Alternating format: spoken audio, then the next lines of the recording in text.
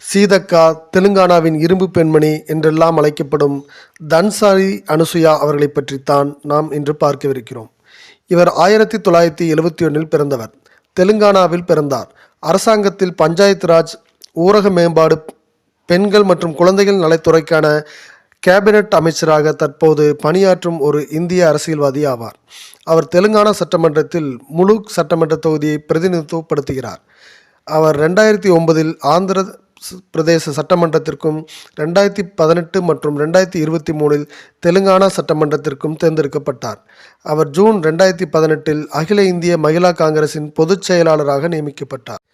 தெலுங்கானாவின் இரும்பு பெண்மணி என்றழைக்கப்படும் சீதக்கா அவர்கள் ஜக்கன்னப்பேட்டை கிராமத்தில் ஆதிவாசி கோயா பழங்குடி குடும்பத்தில் பிறந்தவர். அனுசுயா அரசியலுக்கு வருவதற்கு முன்பு ஒரு நக்சலைட். அவர் 1987 14 வயதாக இருக்கும்போதே ஜனசக்தி நக்சல் குழுவில் சேர்ந்தார்.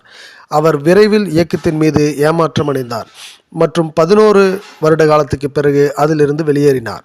அவர் 1997 பொது மன்னிப்பு திட்டத்தின் கீழ் காவல்துறையில் சரணடைந்தார்.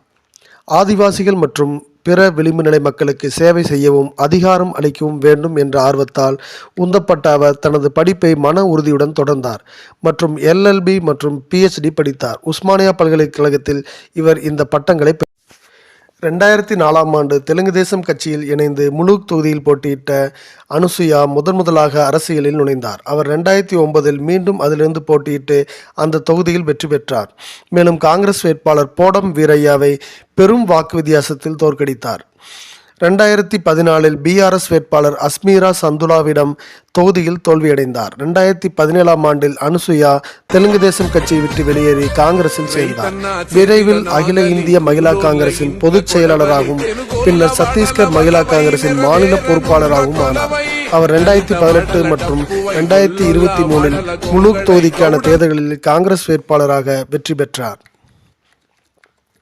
அவர் 2018 மற்றும் 2023 ஆண்டுகளில் முலுக் தொகுதியில் காங்கிரஸ் சார்பில் வெற்றி பெற்றார். 3 ஆண்டுகளுக்கு முன்பு கொரோனா வைரஸ் லாக்டவுன் சமயத்தில் கொந்தளிப்பான காலங்களில் தனது தொகுதியில் உள்ள தொலைதூர பழங்குடியினர் வாழ்விடங்களில் புலம்பெயர்ந்த பழங்குடியினர் உட்பட ஆதிவாசிகளுக்கு அத்தியாவசிய பொருட்களை விநியோகித்ததற்காக அவர் பரவலாக மக்களின் பாராட்டை பெற்றார். 7 டிசம்பர் 2003 தெலுங்கானாவில் கேபினட் அமைச்சராக பதவியேற்றார்.